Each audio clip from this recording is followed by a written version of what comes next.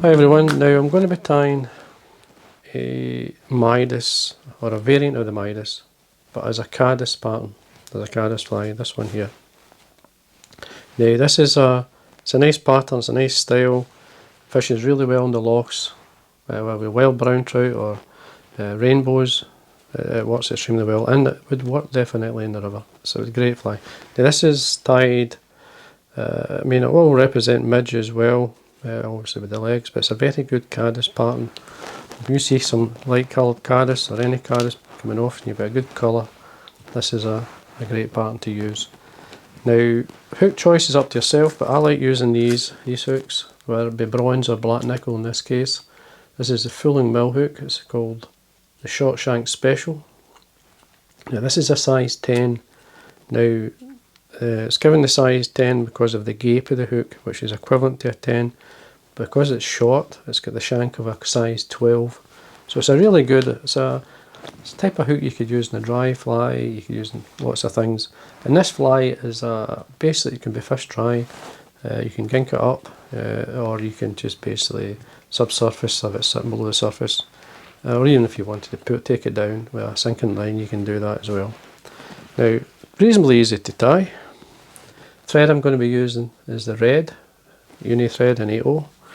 Just going to run the wax through it first to get it started. You're basically going to start at the eye of the hook. We'll run it down to about what I would class as the thorax length, which is there. And then I'm going to tie in, I'm going to dub on, there's no rib in this fly though, you could rib it if you wanted, but I'm keeping it quite loose. Now what this dubbing here is this is rabbit, and it's the hair off the mask, of Hare's mask. So you can see it's quite a coarse fibre, as you can see, very leggy. Now I have mixed it in a blender, but always pays to just mix it again through your fingers. Now I'm going to be winding it down and back up. Now it helps to get a shape, a Caddis-like shape, but I'm trying to keep the double quite loose, not too heavy, or too tight, sorry. So what I'm going to do is just wind down, keep my fingers well back and tightening right at the bottom of the dubbing. Just keep going, tighten when you need to, keep it very Caddis-like. The Caddis shape of the fly, the body is different, it's not got as much a taper as what I would call a midge pupa or so. But it gives you the option of actually brushing it out, which you'll do with this fly, you'll brush out the fibre to get it to float even better. Just going to thicken up the thorax, the end of the body here, just before the thorax. Now you can see it's quite leggy. Just run your fingers through it. Now you can lightly brush out some of the fibre, give it a very Palmer-like look, just using your Velcro. But you'll find that this lasts a bit longer by tying it in that way. And you do get a great, what I call a dead like Caddis-like body. Now, legs, you can put the legs on just now if you want, or you can put a hackle. Now I'm going to put the hackle on, which will help lift the legs out. It's just one of the hackles out. This is a cock hackle. It's just an Indian cock, it's just a very cheap neck. So catch this in, just remove the fluff, use my hackle pliers. Now I'm going to use up, it's not a lot of hackle there, I'm just going to use it up, fold it first, just throw it through your fingers.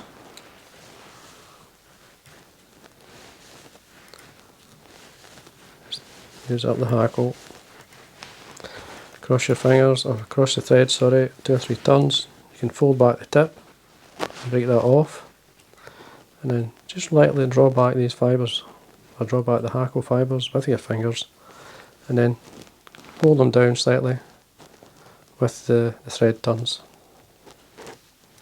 And there we are. Now the legs, these are pre-knotted pheasant tail legs.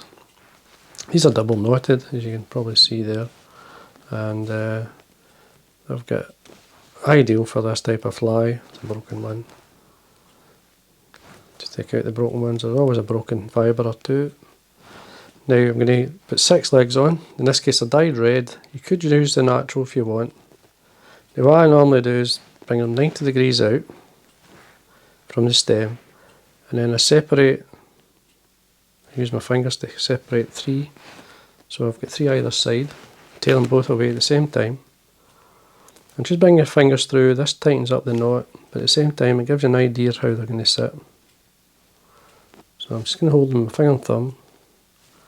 Don't want them too long, just slightly by the back, there we are. And I'm going to use the shank of the hook to have 3 either side of the shank, 2 or 3 turns, just to see how they're sitting. That's fine, happy with that. Leave a wee bit of wax on my thread here, make sure it's secure. Trim away the waste. Now to give it the caddis look a wee bit more, you can put horns on it. I don't always do it, but I'll do it just now, just so you can see what I'm doing. And I usually put them on before the thorax. So this is just bronze mallard. So bring out 2 fibres, make sure they're lined up, tail them away from the stem, and make sure they're separate when you get them away. And just over the back, just slightly longer than the, or it could be much the same length as the legs, but just slightly longer to separate it. 2 or 3 turns, work your way down. Just tie them on top. It's fine. Work your way down, and then trim away. Now for the thorax, I'm using this dubbin here. UV, as you can see, UV dubbin. This is the ice dub by Hare. I've had this packet for years. I mean, it just lasts. You don't need a great deal.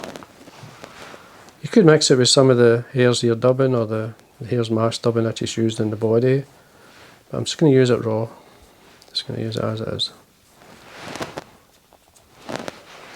Slide it up. As you can see, I'm going to wind from this point here up to the horns and the legs. Just forming a nice thorax. Just tighten up when you need to. Take away when you've got too much, but wind through with some of the ice dub on the thread as you wind back towards the eye. Take away what you don't need. Then just build up the head a wee bit with the red thread. Now leave things as it is at this point. Just varnish the thread, or just put varnish on the thread, and then whip finish. And you've got a nice strong knot. Got a fibre there. Tighten up, trim away the waste, trim away your thread, sorry. Now I'm just going to use the velcro here to lift out some of the fibre all the way around. Just tap it with the velcro. You can now on the water you can actually encourage this even a wee bit more, but that blends around the fly and you get that very caddis-like look. And there we are. Now to get it to float, well, obviously just add your floatant. Now I usually bring the legs up. Let me show you. With this one here, what you can do is you just bring up the legs, just pull them up when you're putting your, I use muslin, just pull it up, make sure you've plenty on, and you'll get it sits quite flat. It's a great pattern, very suggestive type pattern. As I say, it'll do caddis, midge. It'll give the impression that a few even terrestrial flies that's blowing onto the loch. So it's a great pattern, great style.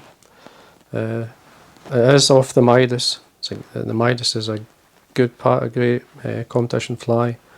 So it's certainly has been proven over the years to be very productive. I'm just going to put another coat of varnish on there just to brighten the red all the way around. Just rotate the fly or the vise. There we are. Anyway, just make sure the eye is clear. I'm just using my dubbing needle.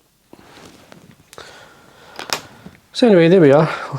It's certainly worth having these in the box now. I'll just zoom out a wee bit here so you can see the box I've been filling. So here we are. Now these are if you look at the bottom here, you've got this one, you've got the red, claret and brown, all good patterns that work extremely well. So this is just one, oops, this is just one that fishes really well, and certainly worth having at this time of the year. So anyway, I hope you enjoyed that. Again, if you enjoy the videos, please subscribe. It does help, and thank you for watching.